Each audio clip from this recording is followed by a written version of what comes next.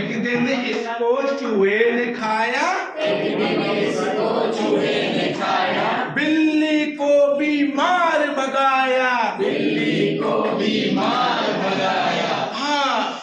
हाँ टमाटर बड़ा मजेदार, टमाटर बड़ा मजेदार, एक दिन इसको चींटी ने खाया,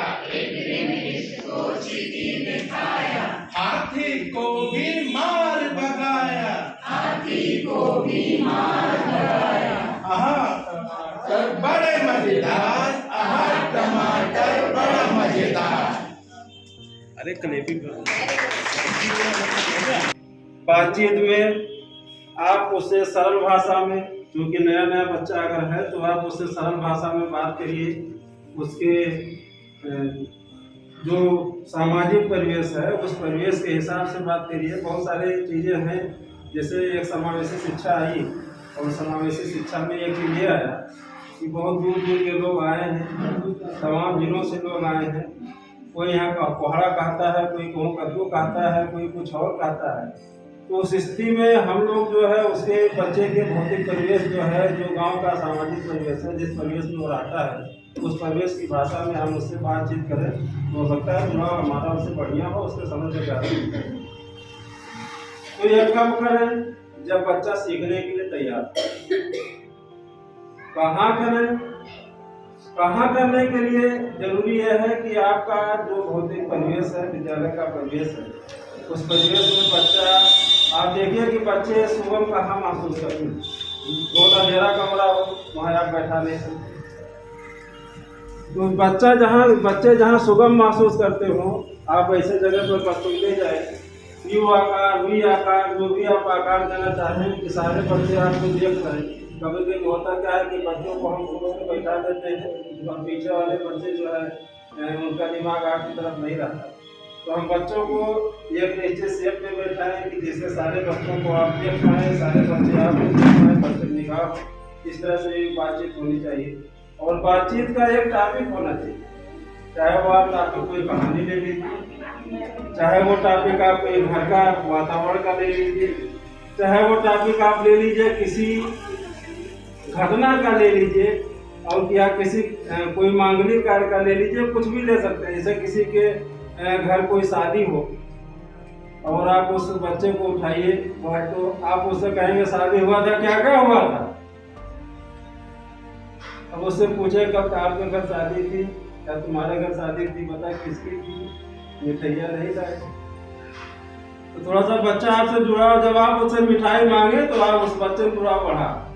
धीरे धीरे आप इस तरह से बातचीत करिए। बातचीत का भी थीम वही है जो बच्चे को तैयार करने की है, और बातचीत के द्वारा बच्चों को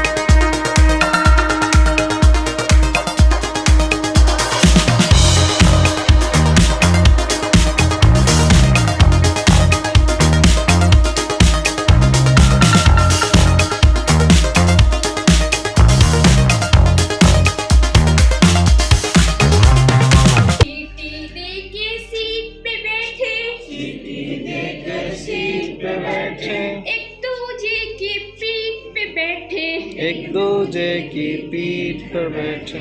आओ बच्चों खेल दिखाएं। वर्जन बेस वाला वर्जन और दूसरा है एडवांस। बच्चे जब बेस में है तो उनको खेल सीखता है। और ये जो मेरा चार्ट है ये खेल के लिए ही है। मान लीजिए ये डाइस है, ब्लू नहीं तो बच्चे तो बन नहीं पाएगा। ये डाइस है, ये बच्चे थ्रो करेंगे 4 टीम में बैठ के। मान लीजिए 3 आया तो वो 3 घर चलेगा। ई पे आया है ना, छोटी ई पे, तो उनसे उसे कोई शब्द बोलना होगा।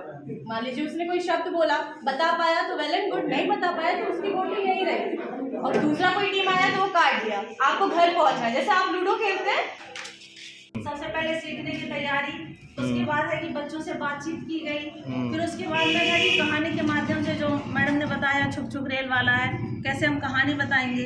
उसके बाद में फिर नमता ने बताया डिकोडिंग, कैसे आप बच्चों से डिकोडिंग करोगे, बच्चा वर्ण पहचानने लगे, शब्द बना लेंगे, तभी तो आप लेखन पे आओगे कि वर्ण पहचानने लगा है, शब्द बनाने लगा है, बोलने लगा है, यानी कि और वाक्य बनाने लगा। आप कोई शब्द दे रहे हो और बच्चा उससे वाक्य बना ले रहा है। अब उसके बाद में आता है कि उसको हम लिखवाएंगे कैसे। सबसे कठिन काम है लिखवाना। चित्र के माध्यम से आप पूछोगे क्या है, तुरंत बच्चा बताता है कि आम है, तुरंत बोल देगा आम है। अब आप पूछेंगे, जैसे आप मान लीजिए किसी बच्चे को वर्ण नहीं मालूम है, बेसिक लेवल पे है, तो आप पूछेंगे आम में पहला वर्ण कौन सा आ रहा है, तो बच्चा बोलेगा कि पहला वर्ण आ रहा है। फिर आप उससे आ लिखवाइए, वो आ लिखेगा। फिर बोलिए दूसरा वर्ण कौन सा आ रहा है, बोलेगा आम आ रहा है। दोनों को मिला के क्या हो रहा है, डिकोडिंग से भी आप रिलेटेड कर पाएंगे, तो वो बोलेगा आम हो गया। फिर किसी बच्चे से आप बोलिए कि आम लिख, यहाँ पे आप शब्द पे आ गए, उसने आम लिख दिया तो आप शब्द पे आ गए।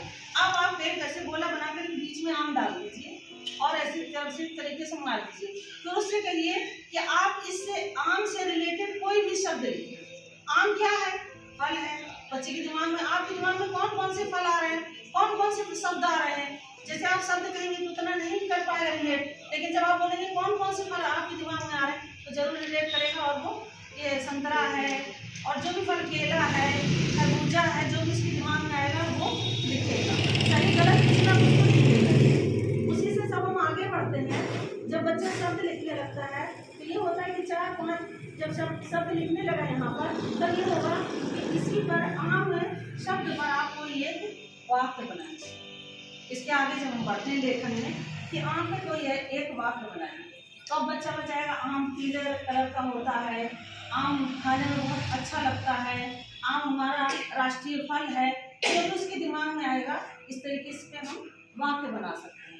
अब जब वो वाक्य बनाना सीख जाएगा तब हमें होता है कि इस तरह के मैंने सारे चित्र बना दिए, एक चित्र लिया है, क्या आप किसी तरह ये चित्र दिखा के आप फिर जब इस पर आएंगे तब आप 4-5 शब्द वाक्यों को जोड़ कर एक छोटी सी कहानी बना सकते हैं, या अनुच्छेद हम उसको बोलते हैं, वो बना सकते हैं। हम भाषा में जैसे व्याकरण है, व्याकरण में पर्यायवाची शब्द कैसे याद कराएंगे बच्चों को, इसके बारे में आज हम प्रकाश डालने वाले हैं। अगर बच्चों को वैसे डायरेक्ट पर्यायवाची शब्द याद करने के लिए बोलेंगे तो बच्चे ऊब जाएंगे, भूल जाएंगे और शायद याद ना हो। लेकिन अगर उसी को हम गाने में सुनाएंगे तो बच्चा गाना की तरह उसको याद कर लेगा। जैसे अग्नि का है, अनल हुतासन बन्ने बिरके पावक दहन कृषान, ज्वलन विभावत अग्नि दबे सिखी धनंजन जान। ये अग्नि का हो गया। अमृत का पर्यायवाची अमी सोमय अमृत सुधा मधु शशि रसि सूर्य भो अंगधिकार कुयूस पुन अमी कहत बुद्धि लो। इसी तरह सारे पर्यायवाची लिखे गए हैं। एक हम लोग को भी करवा दीजिए वस्त्र वाला, वो गा करके हम लोग भी गाएंगे, बच्चे गाएंगे। वस्त्र वसन चीर पट वस्त्र कहे अंबर बस एक लाइन आप बोलिए, एक लाइन बच्चे बोले, बच्चे बोले। वसन चीर पट वस्त्र कही, ये कि हम लोग बच्चे हैं, दिवाली बिना बताइए कि दिवाली लिखा है, इंटरेस्टिंग बनाइए। करिए अब आप लोग। और दीपावली पर ये मिठाइयाँ आदि खरीदने का बताया। अरे हमारा बेटा नहीं बैठा है तो बता दो कैसे बताओ कैसे बनाओ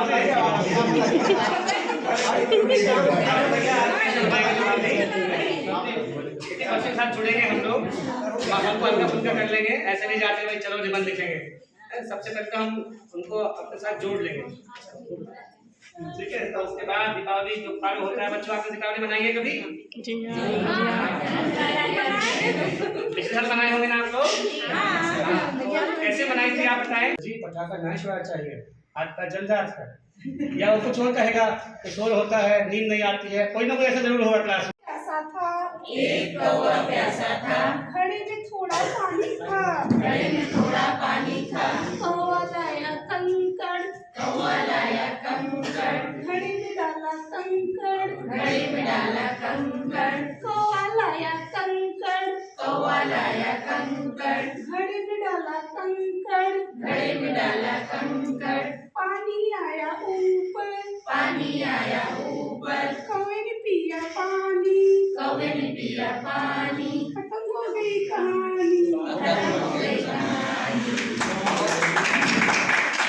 सूरज, अब आप लोग इसमें ढूंढिए तोता कहाँ है। इसमें देखिए तोता कहाँ बच्चों?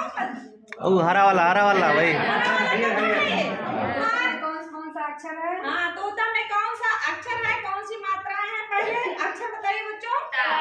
ता पे कौन सी मात्रा लगी हुई है? ओ की मात्रा। उसके बाद कौन सा अक्षर आएगा? ता पे कौन सी मात्रा रहेगी? मिला करके क्या बना? तोता। क्या बना? तोता कैसे बोलता है बताइए? म्याऊ म्याऊ। कहेंगे कि मिट्ठू मिट्ठू, तो कहेगा मिट्ठू ही। मेला एक सामूहिक कार्यक्रम है जिसमें हर कोई आ जा सकता है। मेले में बहुत मनोरंजन मिलता है, जो भी कोई जाता है उसका मन से मनोरंजन होता है।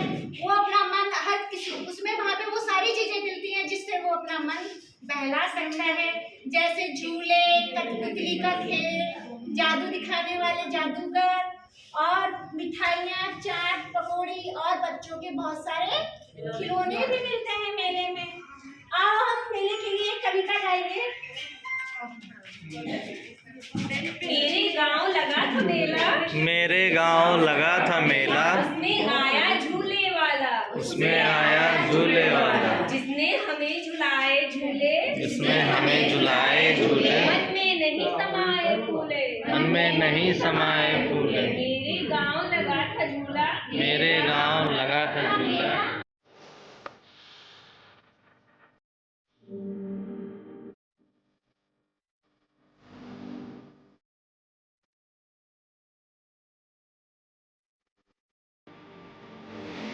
Thank you.